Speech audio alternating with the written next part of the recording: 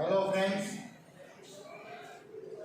છેલ્લો પ્રેક્ટિકલ આપણે ખૂબ જ અગત્યનો બેન્ઝોઇક એસિડ બનાવ્યું ટોલ્યુઇનમાંથી અને એમાં આપણે ઓક્સિડેશન રિએક્શનથી KMnO4 ઓક્સિડેશન કહેવાય.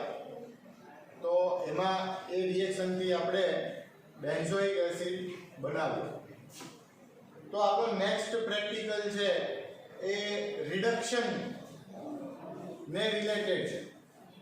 એટલે કે આપણે જે પ્રિપરેશનનો એમ છે કે to prepare aniline from nitrobenzene. So basically aniline is produced from nitrobenzene by reduction method. Basically reduction is a unit process.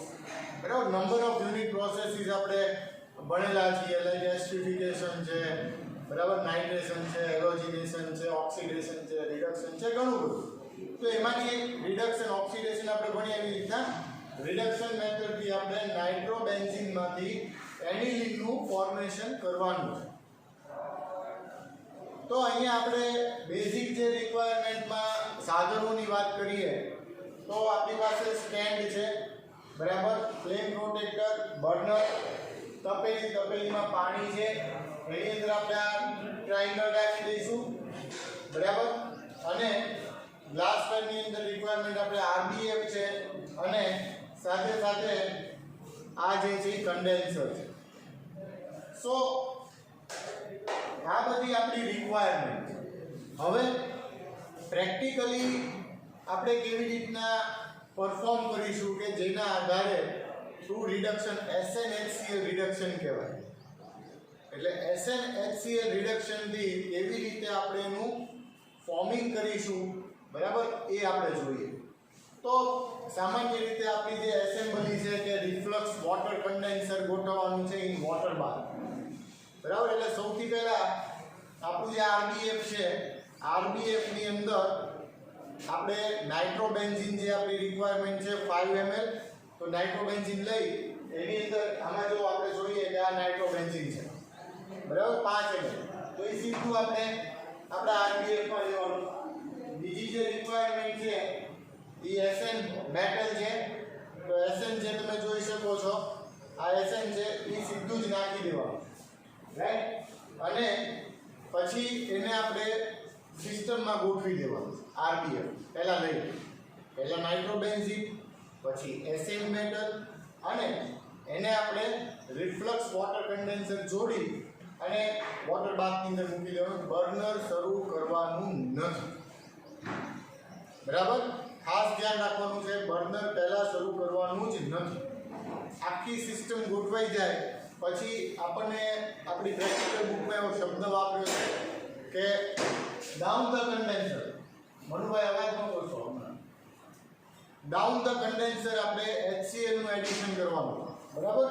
એટલે ધીમે ધીમે સ્ટેપમાં આપણી પાસે જે 15 ml HCl છે તો આપણે 4 થી 5 સ્ટેજ એના કરી નાખીએ કે ભાઈ 3 ml કરીએ તો 5 તેરી 15. એટલે 3 ml ના ડિસ્ટન્સે આપણે એમાં થોડું 3 ml નાખીએ, પછી એને ખૂબ જ સ્ટરિંગ આપીએ, બરાબર. ટેમ્પરેચર રાઈઝ થાય, એને ટેમ્પરેચર બહુ રાઈઝ ન થાય એટલે આપણે અહીંયા વોટર બાથની અંદર પહેલાં મૂકી રાખશું અને ધીમે ધીમે સ્ટેપ બાય સ્ટેપ 3 ml થોડાક ઇન્ટરવલે આપણે HCl નું કમ્પ્લીટ એડિશન કરીશું.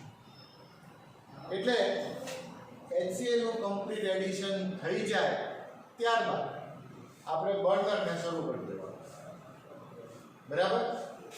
એટલે અંદર જે રિડક્શન રિએક્શન છે એ શરૂ થશે.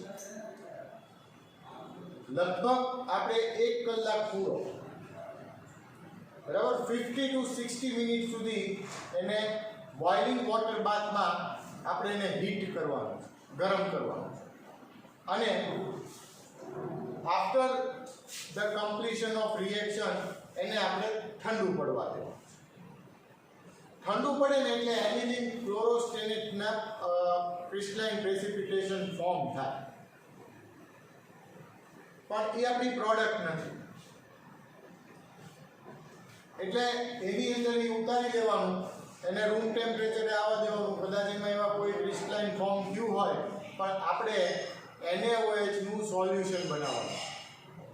અને એની અંદર આપણે લગભગ 15 ગ્રામ જેટલો NaOH છે એને રિક્વાયર અમાઉન્ટ વોટરની અંદર એને ડિઝોલ્વ કરી અને એને ધીમે ધીમે જે મિક્સર છે એની અંદર એડ કરવાનું અને એને સતત હલાવતા જવાનું.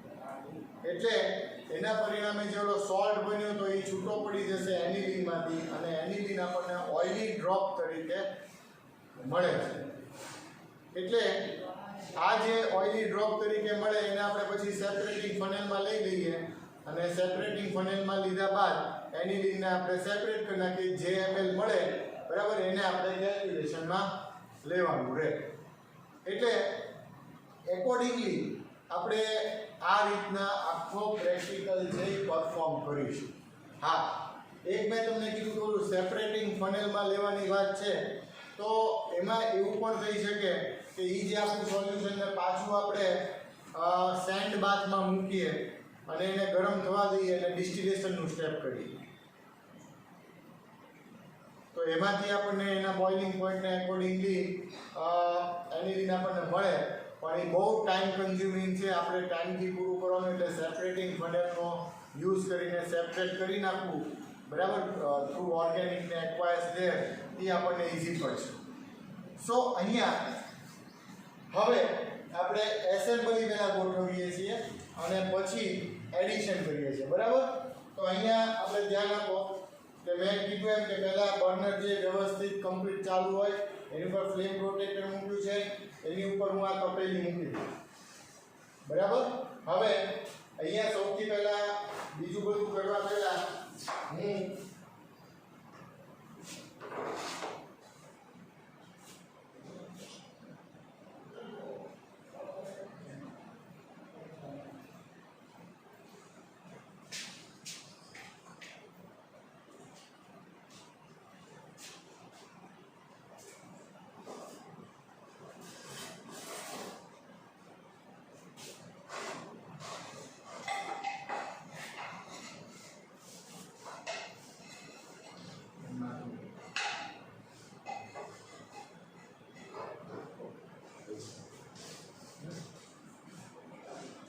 તો અહીંયા આપણે એસેમ્બલીમાં જે ગોઠવીએ પહેલાં આપણે આની અંદર એક સેટિંગ કરી નાખીએ બરાબર. એટલે બધું વ્યવસ્થિત ગોઠવાઈ જાય એટલે આપણે પછી તકલીફ નહીં.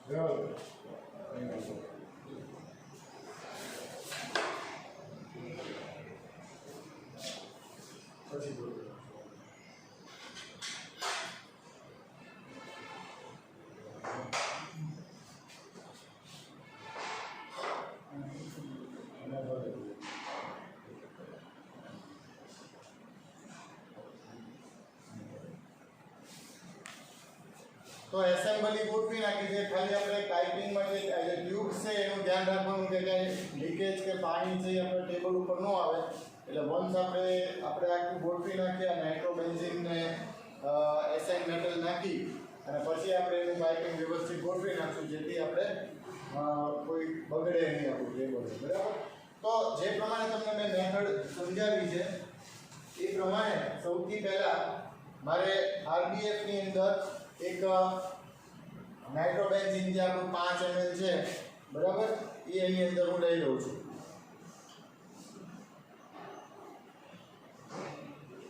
નાઇટ્રોબેન્ઝિનનું રિડક્શન કરીને આપણે એનિલિન બનાવીએ બરાબર. એકને મગજમાં રાખવાનું અને એની અંદર આ જે એસેન મેટલ છે બરાબર એના ટુકડા અંદર નાખી દીધા છે. ઓકે. બીજું રિએક્શન થાય છે તેની અંદર આપણે એક પોર્સેલિન પીસ છે બરાબર એ નાખવો પડે બરાબર. એટલે રિએક્શન છે અંદરથી બંધ ન મારે એક નાનો બહુ મોટી સાઈઝનો નહીં પણ નાનો પોર્સેલિન પીસ હોય તો ચાલે. યસર છે જો આ પોર્સેલિનનો પીસ એ આપણે અંદર નાખી દીધો. હવે એને આપણે સિસ્ટમમાં ગોઠવી લઈએ અને પછી એનું પાઇપિંગ કરી નાખીએ.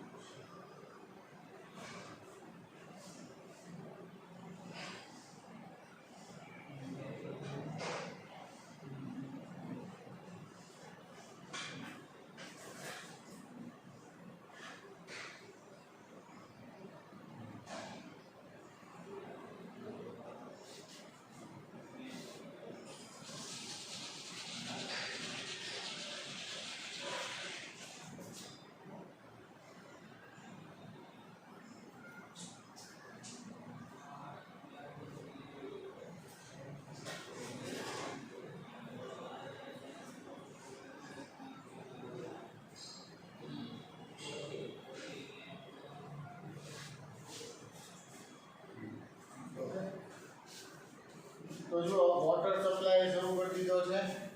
અહીંયા એસેમ્બલી સરસ ગોઠવાઈ ગઈ છે. હવે આપણને એમ કે ડાઉન ધ કન્ડેન્સર HCl નું આપણે એડિશન કરવાનું છે. એટલે આપણા પાસે almost 25 ml according to our calculation acid છે. બરાબર, તો એને આપણે 4 to 5 સ્ટેપની અંદર એટલે આપણે એવું કરીએ 5 ml ના 5 સ્ટેજ કરીએ એટલે આપણે 25 ml થાય. તો આપણે ધીમે ધીમે એડિશન કરતા જઈએ અને એને સ્ટરિંગ આપતા જશું એટલે ટેમ્પરેચર રાઈઝ થાય નહીં.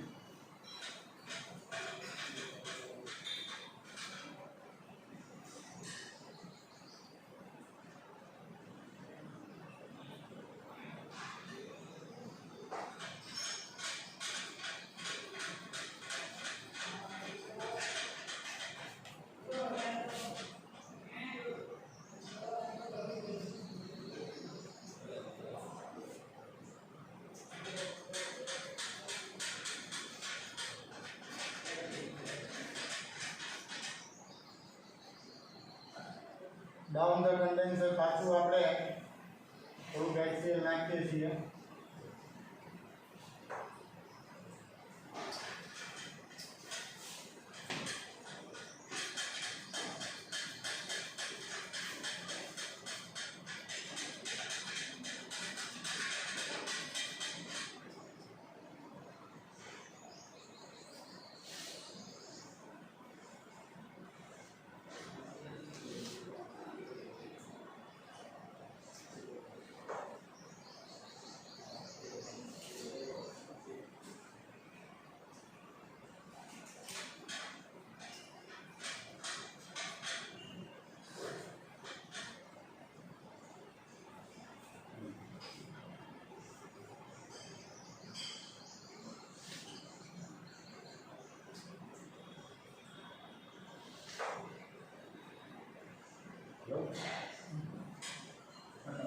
તમે જોઈ શકો છો કે આપણે ધીમે ધીમે 5 થી 6 સ્ટેજની અંદર HCl નું એડિશન કર્યું છે અને હવે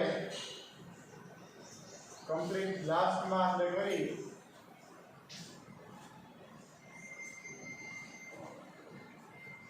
અને એને હજી એકવાર સ્ટરિંગ આપી દઈએ. ધેન આપણે બર્નર સ્ટાર્ટ કરીશું. બરાબર, એટલે 1 કલાક સુધી આપણે આ રિડક્શન નું રિએક્શન છે એમાં લેવાનું. બરાબર, તો હવે આપણે સ્ટાર્ટ કરી દઈએ છીએ બર્નરને. પાણી જો ઓછું થાય બોઇલિંગ વોટર બાથ ઉપર 1 કલાક 50 મિનિટ્સ ટુ 1 અવર ગરમ કરવાનું છે. પાણી જો ઓછું થાય તો એ ધ્યાનમાં રાખવાનું છે. બરાબર, કે પાણી પાછું ઉમેરી દેવાનું, લેવલ ઓછું થવું જોઈએ નહીં. બરાબર, તો તમે જુઓ છો આપણે બર્નર શરૂ કરી દીધું છે અને સરસ સિસ્ટમ ગોઠવેલી છે અને એકોર્ડિંગલી કામ ચાલુ છે. 1 કલાક આપણે ગરમ કરીએ છીએ. વચ્ચે વચ્ચે તમને થોડું પાછું દેખાડતા રહેશું. Right, okay. તો વિદ્યાર્થી મિત્રો આપણે રિએક્શન શરૂ કરી દીધું છે, લગભગ 5-10 મિનિટ જેવું થયું છે અને આ રીતે એને ફ્રિકવન્ટલી સ્ટરિંગ આપતા રહેવું પડશે, બરાબર. થોડી વારે સતત એને સ્ટરિંગ આપવાનું. એઝ વેલ એઝ જ્યારે અંદર વોટર લેવલ ઘટી જાય તો એના માટે સીધું ઠંડુ પાણી તપેલીમાં નાખવાનું નહીં. એનું કારણ છે કે જો ઠંડુ પાણી નાખશો તો ટેમ્પરેચર ડિક્રીઝ થઈ જશે અને એના કારણે આપણું રિએક્શનમાં થોડીક તકલીફ પડે. તો બેટર છે કે આપણે બીકરની અંદર પાણી લઈ અને એને બીજા બર્નર ઉપર મૂકીને ગરમ કરી નાખીએ અને ગરમ પાણી આમાં ઇન્ટ્રોડ્યુસ કરીએ તપેલીમાં સાઈડની કોરથી, કે જેથી કરી અને આપણે ટેમ્પરેચરનો પ્રોબ્લેમ થાય નહીં. તમે અંદર જોઈ શકો છો કે રિએક્શન છે એ કેવી રીતના સતત પ્રોસેસમાં છે. બોઇલિંગ વોટર છે, ઇવન તો તમે જોઈ શકો છો કે અંદર પણ આરબીએફની અંદર પણ રિએક્શન મિક્સર છે બોઇલ થઈ રહ્યું છે, બરાબર. પણ રિફ્લક્સ વોટર કન્ડેન્સર મૂક્યું છે એટલે વેપર છે બહાર નહીં નીકળી શકે અને રિએક્શનને 1 કલાકમાં કમ્પ્લીશન સુધી લઈ જશે, બરાબર. તો હવે આપણે હમણાં થોડી વાર રહી અને પાછું પાણીનું લેવલ ઘટે તો કેવી રીતના એડિશન કરવું એ તમને સમજાવું છું. તો વિદ્યાર્થી મિત્રો, આપણે રિએક્શન સ્ટાર્ટ કરી અને એપ્રોક્સિમેટલી 20 થી 30 મિનિટ જેવું થઈ ગયું છે. આપણે જ્યારે ગેસ બર્નર સ્ટાર્ટ કર્યું અહીં જોઈ શકો છો કે રિએક્શન થઈ રહી છે તથા આપણું જે તપેલીમાંનું જે પાણી છે એનું લેવલ ઘણું એવું નીચું આવી ગયું છે. તો આપણે જેમ વાત થઈ હતી એ પ્રમાણે અહીંયા પ્રીહીટેડ આપણે વોટર રાખ્યું છે. તો પ્રીહીટેડ વોટર છે, બરાબર, એને આપણે હીટ કરેલું છે એટલે થોડું કાળજીપૂર્વક લેવું અને આ જે તપેલીની કોર છે ત્યાંથી એડ કરવું.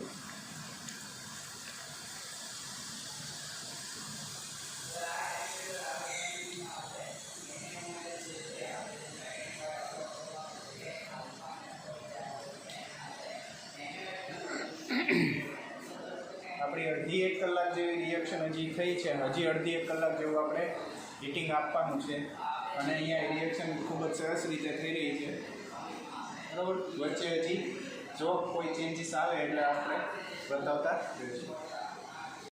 તો વિદ્યાર્થી મિત્રો, આપણે જે રિએક્શન ચાલુ હતું અને 50 થી 60 મિનિટની આપણે વાત હતી એ પ્રમાણે આપણો ટાઈમ પીરિયડ હવે પૂરો થાય એટલે આપણે અહીંયાથી બર્નરને કરીએ છીએ બંધ. હવેનું જે સ્ટેપ છે એમાં આ જે રિએક્શન મિક્સર છે એને પહેલાં આપણે રૂમ ટેમ્પરેચરે લાવવાનું. એટલે ધીમેથી આને ઉતારી અને અહીંયા આની ઉપર આપણે અત્યારે મૂકી દઈએ છીએ. ઠંડુ પડે તો એમાં કદાચ એનિલિન ક્લોરોસ્ટેનેટના પ્રેસિપિટેશન છે એ ફોર્મ થઈ શકે છે. એટલે જો એવું થાય તો કોઈ પ્રોબ્લેમ નથી, કારણ કે આપણે એનએઓએચનું એડિશન કરવાનું જ છે અને પછી એને આપણે સેપરેટિંગ ફનેલથી સેપરેટ કરાવી અને એનિલિન જે છે એનું આપણે સેપરેશન કરીએ. તો સૌથી પહેલાં આપણે આરબીએફ જે છે, બરાબર, એને ઉતારી અને આપણે સામે મૂકી દઈએ, બરાબર. ગરમ ખૂબ હોય એટલે પ્રિકોશન્સ રાખવાના, સેફટી આપણે પ્રથમ પ્રાયોરિટીમાં રાખવાની. આ રીતના ધીમેથી એને ઉતારી અને આની ઉપર મૂકી દઈએ, બરાબર. અને અહીંયાથી જે કન્ડેન્સર છે એમાં વોટર સપ્લાય બંધ કરી દઈએ છીએ અને અહીંયાથી એને બહાર કાઢી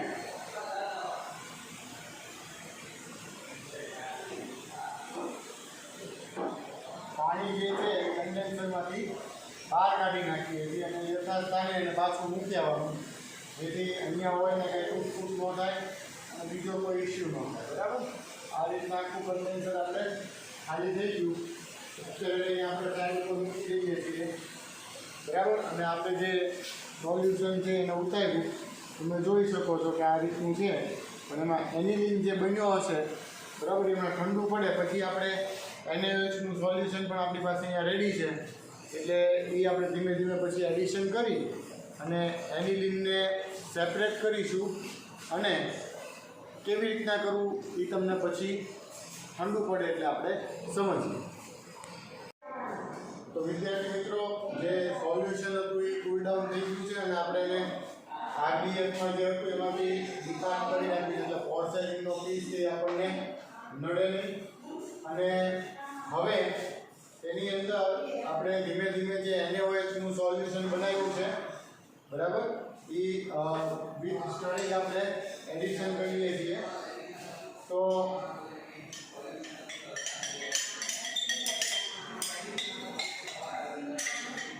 NaOH નું સોલ્યુશન નાખતા પાછું હીટ પકડશે એટલે હીટિંગ થાય ને વળી પાછું એને ઠંડુ પણ કાઢવું પડશે બરાબર.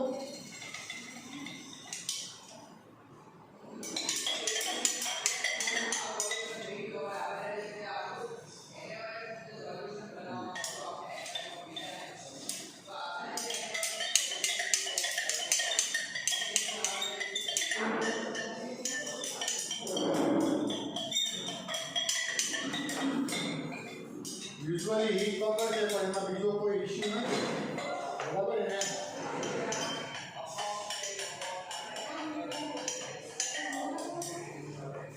સ્ટરિંગ એને ખૂબ આપવું પડશે અને ફાઇનલી એમાંથી આપણે સેપરેટ કરાવવાનું થશે એનિલિનને બરાબર. જરૂર જણાય તો આપણે વધારે થોડું પાણી પણ એડ કરીશું જે એનિલિનમાં કોઈ પ્રોબ્લેમ નહીં આવે કારણ કે એનિલિન છે ઓર્ગેનિક કમ્પાઉન્ડ છે અને વોટર ઇન્સોલ્યુબલ રહેશે એટલે એમાં કોઈ પ્રોબ્લેમ આપણને થશે નહીં.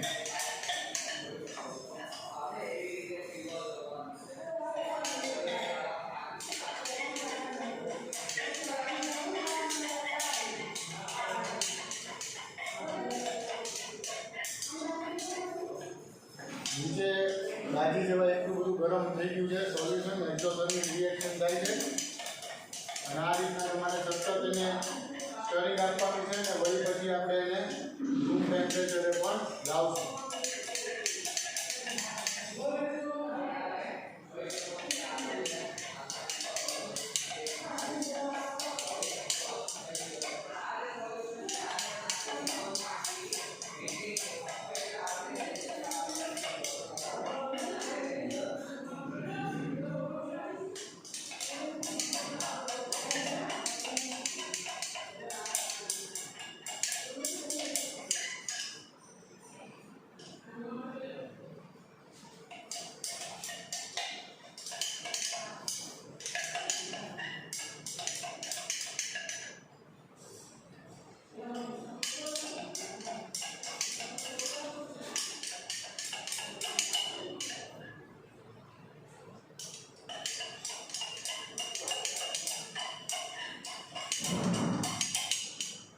હવે એમાંથી એનિલિન જે છે એ છૂટું પડે છે બરાબર. એકદમ શરૂઆતથી પછી સ્લરી બેઝ થઈ ગયું સાવ ઠીક થઈ ગયો તો માસ અને હવે વળી પાછું લિક્વિડાઇઝ થઈ રહ્યું છે.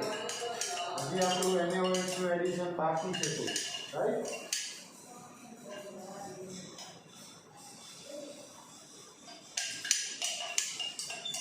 આપણે જોઈ શકો છો તમે કે આ રીતનું માસ છે પણ ઓર્ગેનિક માસ પણ ઉપર જે છે એ એનિલિનના ડ્રોપલેટ જે હોય એ આપણને ક્લિયરલી દેખાય છે. તો ધેર ઇઝ નો પ્રોબ્લેમ બરાબર. સરસ આપણને યીલ્ડ મળશે.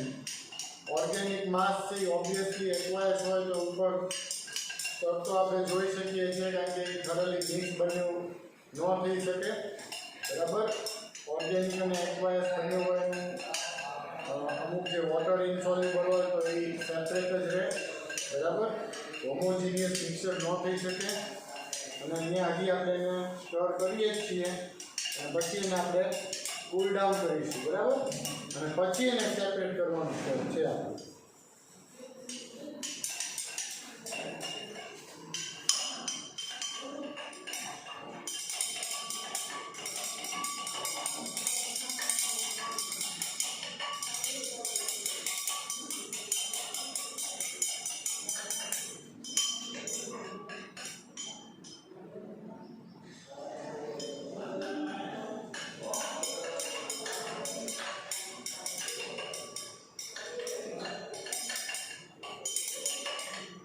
આ રીતના તમે જુઓ છો હું સ્ટરિંગ ચાલુ રાખું છું સતત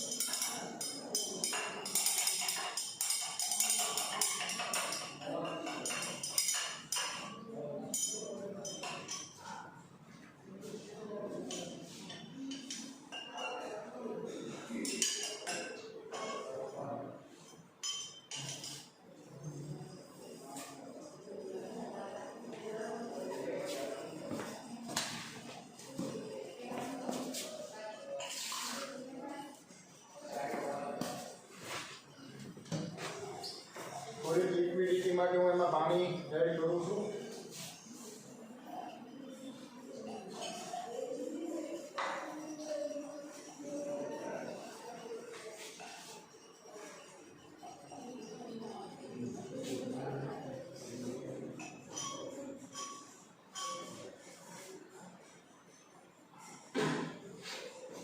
થોડુંક ઠંડુ પાડવા માટે આપણે એને વોટર બાથની મૂકી દઈએ છીએ એટલે ઝડપથી ઠંડુ થઈ જાય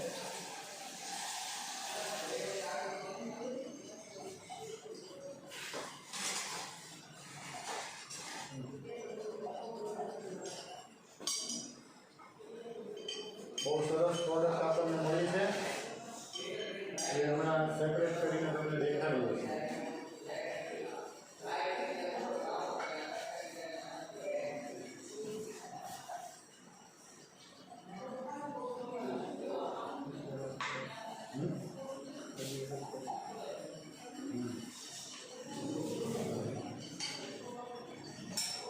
એનિલિન ક્લોરોસ્ટેટ બન્યું એટલે એને હોય નાખવાથી આપણે એને અલગ પાડી પણ સ્ટરિંગ છે એ સખત આપવું પડે છે બરાબર જેથી એનિલિન મેક્સિમમ જે છે એમાંથી છૂટો પડે અને સોલ્ટ સોલ્યુશન જે અલગ થઈ જાય બરાબર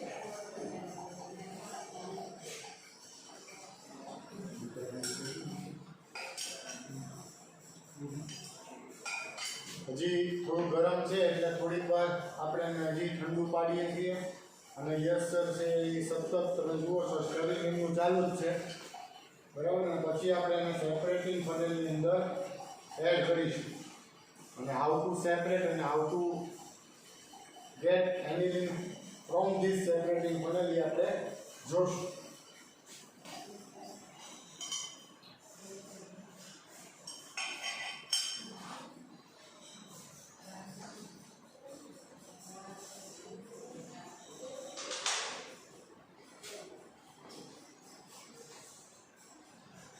આખું આ પતી જાય પછી તમને એની કેલ્ક્યુલેશન છે એ બોર્ડ ઉપર સમજાવવામાં આવશે જેથી તમને આઈડિયા આવે બરાબર હવે ફાઇનલી સોલ્યુશન છે એ ઠંડુ થઈ ગયું છે અને એને હવે આપણે સેપરેટિંગ ફનેલની અંદર એડ કરીએ છીએ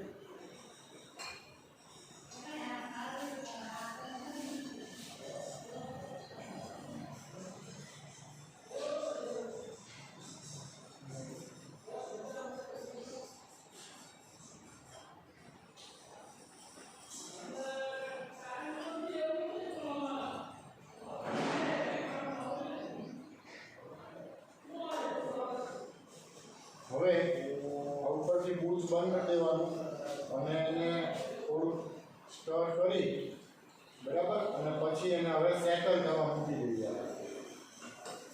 સેટલ થશે એટલે નીચે છે એક્વાયસ માસ છે જે ભારે હશે, જે ભારે હોય ને એ નીચે તરફ રહેશે અને લાઇટ વેઇટ મટીરિયલ હશે એ અપવર્ડ રહેશે. એટલે અહીંયા આપણે જોઈશું કે એનિલિંગ જે છે બરાબર એ ઉપર તરફ રહેશે, જ્યારે એક્વાયસ માસ છે બધો જ નીચે હશે. હેવી એન્ડને આપણે ડિસ્ચાર્જ કરીને કાઢી નાખીશું, જ્યારે એનિલિંગ છે એને આપણે મેળવીશું. લગભગ 5 થી 10 મિનિટ આપણે એને સેટલ થવા દેવું પડશે બરાબર. તો અહીંયા આપણે થોડું વેઇટ કરીએ અને એ સેટલ થાય એની આપણે રાહ જોઈએ, પછી આપણે એને ડિસ્ચાર્જ કરીએ બરાબર.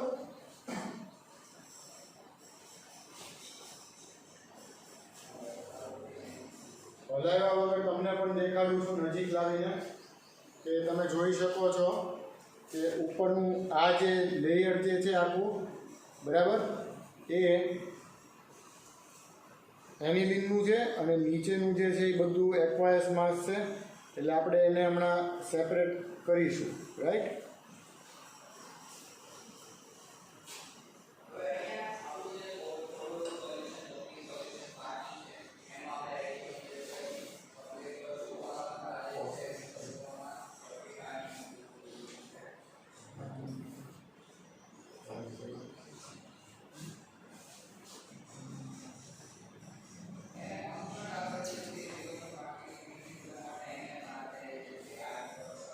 આપણે અહીંયા જે આ સેપરેટિંગ પેનલ છે એમાં સેપરેશનમાં આપણે લીધું તો આપણને ઘણીવાર ખ્યાલ ન આવે કે કયું લેયર કયું હશે.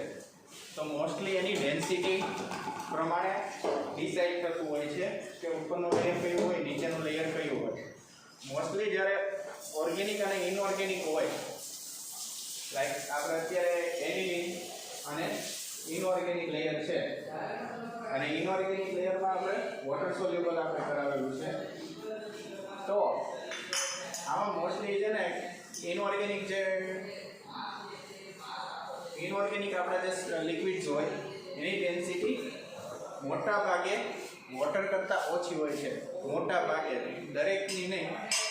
માટે જ્યારે પણ આપણે આવી રીતના સેપરેશન આવે તો ઓર્ગેનિક લેયર આપણને મોસ્ટલી ઉપર જ મળતું હોય છે.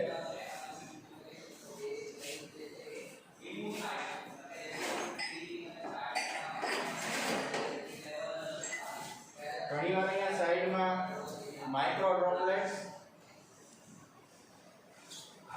ઘણીવાર સાઈડની જે સરફેસ હોય ને ત્યાં માઇક્રો ડ્રોપલેટ્સ આપણા જે ઓર્ગેનિક લેયર હોય એના ચોંટી દેતા હોય છે.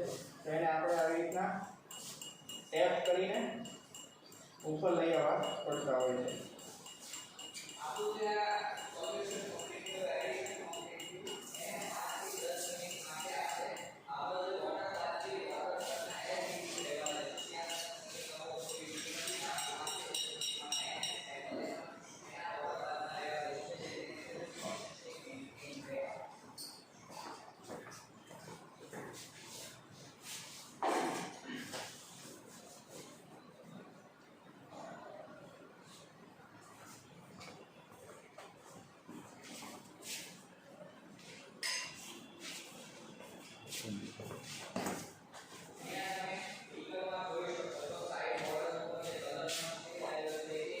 હવે આપણે સેપરેશનનું સ્ટેપ કરીએ છીએ અને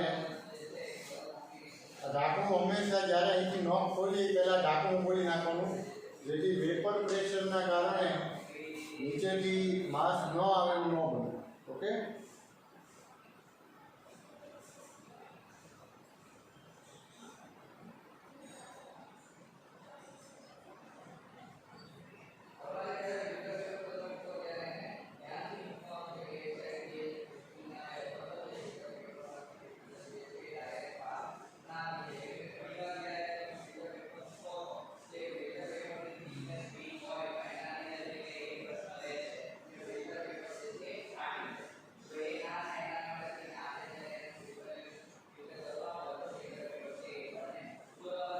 અહીંયા તમે જોઈ શકો છો, હવે તમને બહુ જ ક્લિયર દેખાય છે કે આ જે લેયર છે ઉપરનું એ એનિલિન છે અને આ એક્વાયસ છે, બરાબર. આ એનિલિન છે અને આ એક્વાયસ છે, રાઈટ.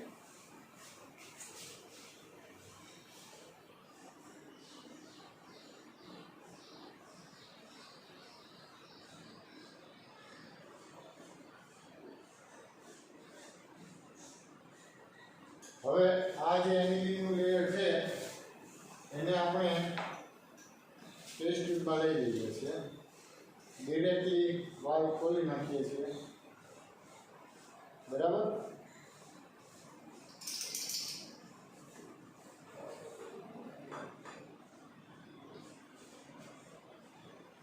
સ્મેલ ઉપરથી પણ આપણને ખ્યાલ આવી જાય અને રંગ ઉપરથી ખબર પડે કે આ એનિલિન જ છે, બરાબર.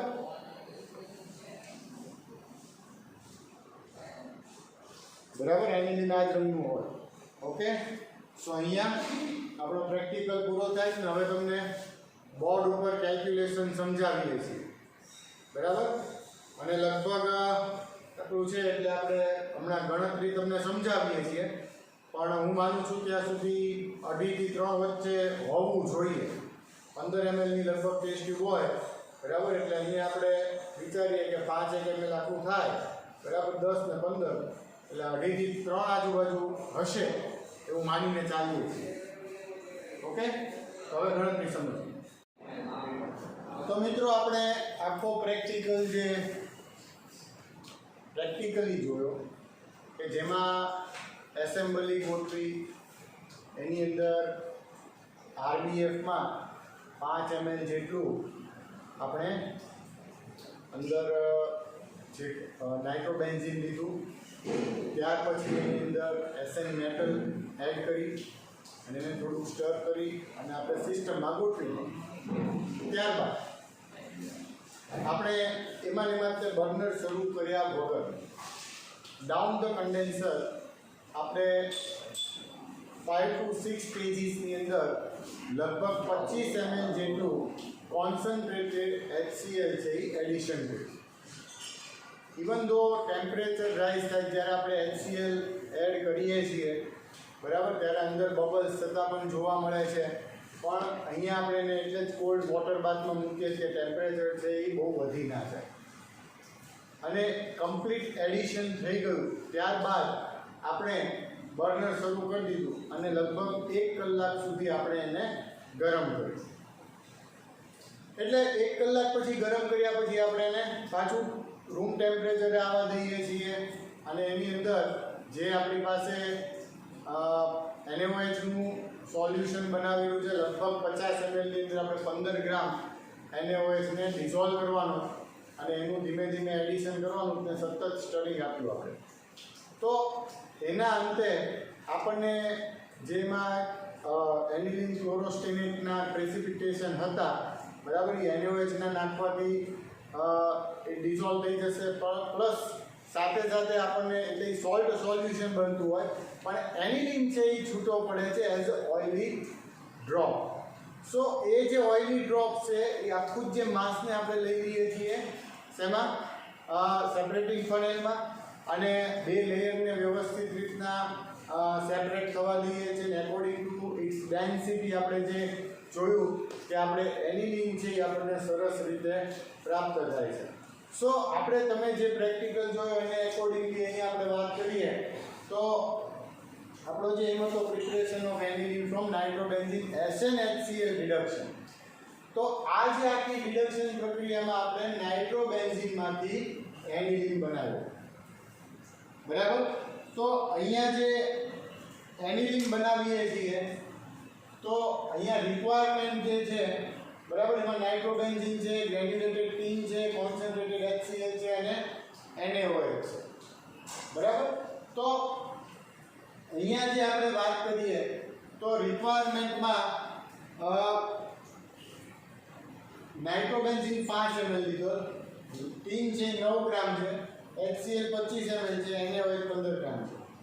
તો જે પ્રોસિજર આપણે સમજ્યા એ પ્રમાણે થિયોરિટિકલી યીલ્ડ શોધવા માટે આપણે કહીએ કે ભાઈ નાઇટ્રોબેન્ઝીન છે 193 ml આપણને એનિલિન જો મળતો હોય તો 5 ml કેટલા, ml ટુ ml છે બરાબર. એટલે અહીંયા થિયોરિટિકલી આપણે વાત કરીએ તો 5 × 93/123. સો થિયોરિટિકલી આપણને 3.78 ml મળે છે. પણ પ્રેક્ટિકલી વાત કરીએ તો અમુક ટાઈમિંગ ન જળવાતું હોય, રિએક્શન કન્ડિશન્સ ક્યારેક ન જળવાય તો લગભગ 100% જેટલી પ્રોડક્ટ આપણને મળી શકે નહીં. અહીંયા આપણે આ પ્રેક્ટિકલની વાત કરીએ તો થિયોરિટિકલી ભલે આપણને 3.78 ml મળ્યું હોય પણ પ્રેક્ટિકલી આપણને 2.8 ml જ મળે, 2.8. સો percentage of yield શોધવા જઈએ તો practical is upon theoretical is into 100 એટલે 2.8 અપોન 3.78 ઇન્ટુ 100 એટલે 74% થાય. તો અહીંયા આપણને લગભગ પ્રેક્ટિકલી એપ્રોક્સ 75% આજુબાજુની yield મળી કહેવાય. એટલે નોટ બેડ, સારી yield કહેવાય. અને આપણને અહીંયા આ રીતના નાઇટ્રોબેન્ઝીનમાંથી એનિલિન બનાવાય અને એની જે આ પ્રોડક્ટ તરીકે એનિલિનની yield મળે છે. એનિલિન આમ nature wise it is a base બરાબર. અને ઘણી બધી જગ્યાએ ફાર્માસ્યુટિકલ્સની અંદર, ડાયઝ ઇન્ડસ્ટ્રીઝની અંદર પણ રો મટીરિયલ તરીકે બનાવવામાં આવે છે, વાપરવામાં આવે છે. એઝ વેલ એઝ એની અંદરથી ઘણા બધા બીજા કમ્પોનન્ટ બનાવીએ છીએ કે જે અગેન આગળ બીજી કોઈ કંપનીમાં માટે રો મટીરિયલ એટલે વચ્ચે વચગાળાના મટીરિયલ બને અને ઇન્ટરમીડિયેટ્સ તરીકે ઓળખવામાં આવે છે. સો ઘણી બધી રીતના આપણને આ કમ્પાઉન્ડ છે એ ઉપયોગી છે બરાબર. તો અહીંયા આપણે આ રીતે એની કેલ્ક્યુલેશન કરવાની રહેશે બરાબર. તો અહીંયા આપણો આ પ્રેક્ટિકલ પૂરો થાય છે. Thank you. સરસ રીતે બધાને સમજાયું હશે અને 2-3 વાર વિડીયો જોજો જેથી પ્રેક્ટિકલી કરવાનું હોય તો વાંધો ન આવે. Thank you.